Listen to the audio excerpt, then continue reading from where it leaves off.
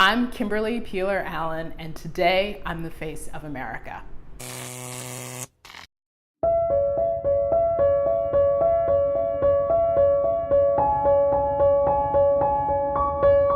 The number of white male elected officials, it's almost like 85% of elected leaders in this country across at all levels of government are white and male, and people are saying that's not what America looks like anymore. We're not having our voices, the diverse life experience of what it is to be an American is really being represented by this population that has kind of a monolithic demographic to it. So how can we diversify the decision-making tables? And I think many elected officials are really seeing that, and you're seeing some who are making concerted efforts to diversify their staff or make sure that they are doing proper outreach to all of their communities. And then there's also the insurgence of candidates, women of color, people of color, running against so many of these white male candidates or elected officials to try and diversify the pool and just make sure that more voices are heard in the democratic process. My name is Kimberly Peeler-Allen, and I am co-founder of Higher Heights, which is a national organization focused on harnessing the political power of Black women from the voting booth to elected office. When I was about 16, I had the opportunity to intern on Capitol Hill for Congresswoman Pat Schroeder of Colorado, and that was during the time of the tailhook scandal, where almost 100 women were assaulted by some naval officers during a convention in Las Vegas. And Congresswoman Schroeder was the chair of the Armed Services Committee, so she called a hearing, and or she was part of the hearing, and during the questioning, she was one of the most aggressive questioners of members of the Defense Department and the officers in the Marine Corps and the Navy about what happened there, and made sure that those victims received some sort of justice. And it was my job in the week that I worked with her to actually open the mail. So I saw all sorts of letters and faxes, many in support and many more, basically threats against her for her activism to support these victims. And it was at that point in time that I realized how much politics and government was important to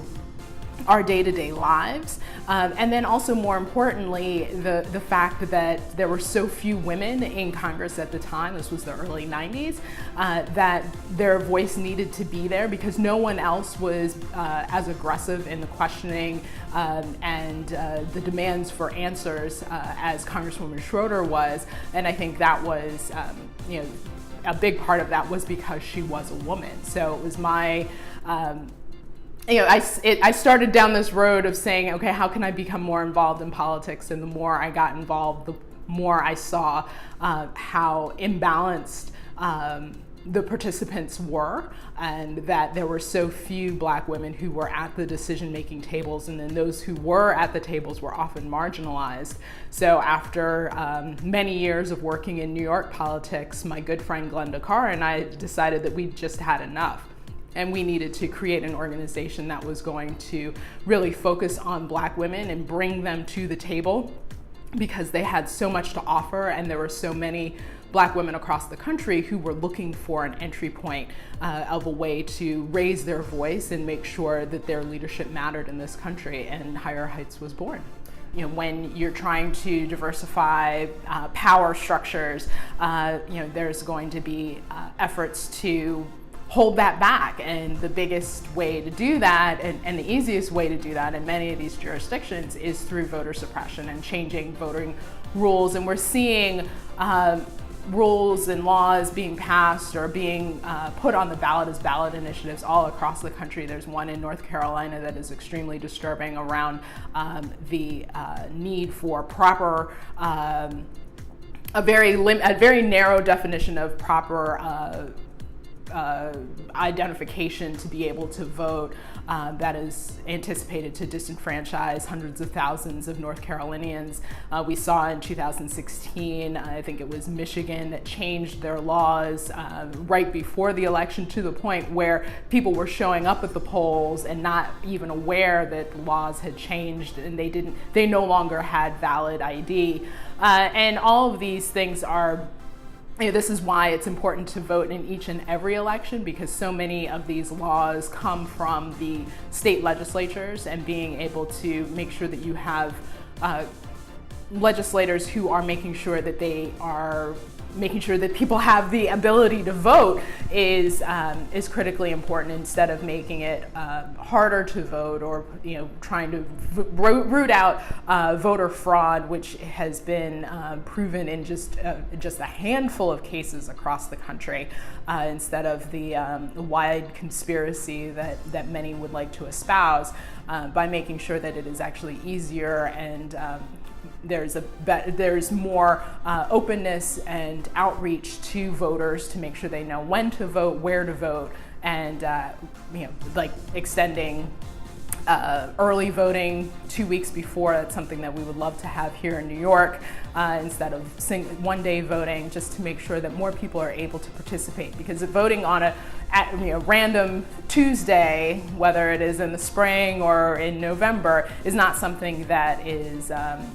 in our normal activity. So you have to really divert your life to make sure that you get to the polls on time and there to be able to cast your vote. And finding ways to make that less cumbersome will definitely, I think, improve our democracy. We are actually a nonpartisan organization, but we do have tenets that we look, particularly when we're looking at endorsing candidates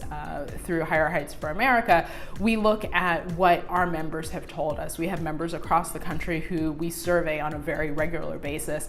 so that we can be that authentic voice for Black women, for and by Black women. And they have really told us time and time again over the years that they are concerned with making sure that we have economic security, pay equity, raising the minimum wage, access to high quality public education, expanding affordable health care, many of the issues that fall into the progressive or democratic platforms. But if we come across Black women who are running for office who agree with those tenets, we are more than excited to support them. We haven't come across any of them just yet, but I know that they are out there because they are part of our membership. We have members who are independent, who are Green Party, who are Republican, who are conservative, but they all recognize the importance of making sure that their voices, regardless of what their party affiliation is, that their voices are part of the discourse.